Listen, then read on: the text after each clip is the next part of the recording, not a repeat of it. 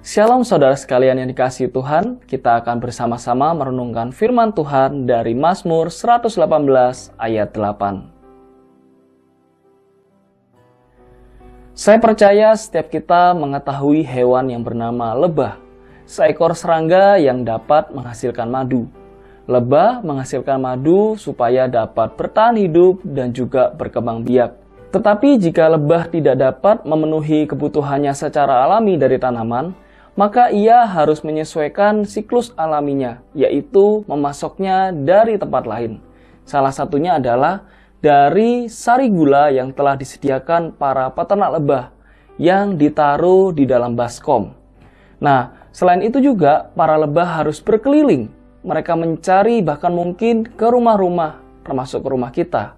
Jadi kalau kita lihat lebah ada di dalam rumah kita, kemungkinan dia sedang mencari sumber makanan untuk dapat dijadikan madu. Tetapi jika kemudian lebah itu jatuh ke dalam sebuah gelas yang berisi minuman, entah itu teh, kopi, atau minuman manis lainnya, kemungkinan besar lebah itu tidak akan pernah keluar lagi. Karena lebah itu hanya berputar-putar di dalam gelas itu.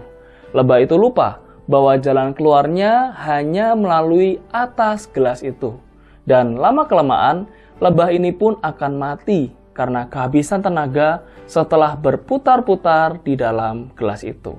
Makanya jangan heran jika kita mempunyai minuman manis, lalu kita tinggalkan dalam waktu yang cukup lama, setelah kita kembali, ada hewan-hewan yang mati di dalam gelas itu.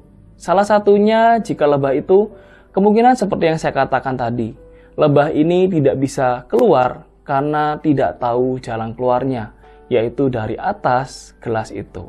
Melalui analogi kehidupan ini yang cukup relevan dengan kehidupan kita, kita dapat melihat bahwa di dalam hidup kita juga tanpa kita sadari, kita lupa melibatkan Tuhan di dalam setiap rencana dan pekerjaan kita.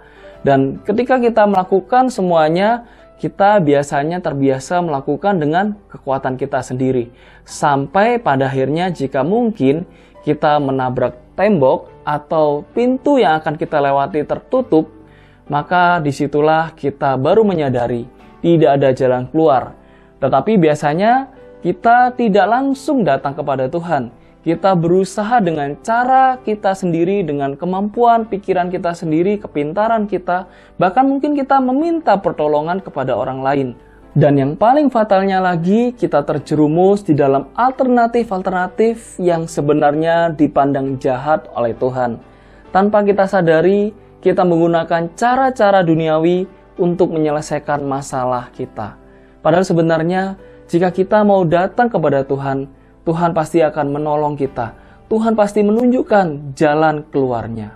Jika mungkin kita pada saat ini kita mengalami masalah, entah itu masalah dalam pekerjaan, dalam rumah tangga, di dalam usaha, dalam kesehatan, ini bukanlah kebetulan. Di dalam perenungan kita, di dalam Mazmur 118 ayat 8 ini, yang ditulis oleh Raja Daud, ini adalah sebuah kesaksian yang dialami sendiri oleh Raja Daud. Kita tahu dalam hidup Raja Daud itu penuh dengan problem lika-liku. Dia waktu sebelum jadi raja pun dia telah dikejar-kejar oleh Raja Saul. Bahkan di dalam sepanjang hidupnya pun dia tidak berhenti menghadapi masalah-masalah dihadapi. Tetapi di dalam hidupnya kita dapat melihat bahwa dia selalu berharap bergantung kepada Tuhan. Termasuk di dalam Mazmur 118 ayat 8 ini yang akan saya bacakan. Lebih baik berlindung pada Tuhan daripada percaya kepada manusia. Dan menariknya lagi di dalam Mazmur 118 ayat 8 ini, dia berada di tengah-tengah Alkitab. Jadi kalau kita menghitung dari Kejadian sampai dari Mazmur 118 ayat 7, dan kemudian kita menghitung dari Mazmur 118 ayat 9 sampai ke dalam kitab Wahyu, itu mempunyai jumlah ayat yang sama. Nah, kalau kita bisa lihat, jika ayat ini berada di tengah-tengah Alkitab, berarti ada maksud Tuhan yang ingin disampaikan kepada setiap kita anak-anaknya. Sekali lagi saya bacakan, lebih baik berlindung pada Tuhan daripada percaya kepada manusia. Ini bukan berarti kita tidak percaya kepada manusia lagi, tetapi ini lebih kepada Jika kita meminta pertolongan, jika kita meminta perlindungan, lebih baik kita meminta kepada Tuhan. Karena Tuhanlah sumber pertolongan kita. Dia juru selamat kita, Dia Allah yang berdaulat dalam hidup kita. Sedangkan manusia hanya bisa membantu secara terbatas. Karena manusia makhluk yang terbatas, yang juga manusia berdosa, yang tidak bisa berdaya di dalam menghadapi permasalahan hidupnya. Nah, jika kita di dalam hidup kita pada saat ini, kita menghadapi masalah, mari kita datang kepada Tuhan. Jangan takut, tidak ada masalah yang lebih besar yang tidak dapat ditolong oleh Tuhan. Jika Tuhan Yesus saja sudah datang ke dunia ini, rela disalibkan dan mati untuk membereskan problem terbesar manusia, yaitu dosa, yang seharusnya kita binasa, tetapi kita diselamatkan dan dilepaskan dari kebinasaan, tentu tidak ada masalah yang lebih remeh yang tidak ditolong oleh Tuhan. Mari kita sama-sama kita datang kepada Tuhan pada saat ini. Jika Anda saat ini berbeban berat, punya masalah, mari kita katakan, kami perlu Engkau Tuhan. Kami percaya bahwa di dalam Tuhan ada solusi. Di dalam Tuhan ada jalan keluar. Jika di sekeliling kami sudah gelap, kami akan memandang ke atas dan melihat bahwa Tuhan akan memberikan jalan keluar tepat pada waktunya. Seperti di dalam Mazmur 118 ayat 8 dikatakan, lebih baik berlindung pada Tuhan daripada percaya kepada manusia.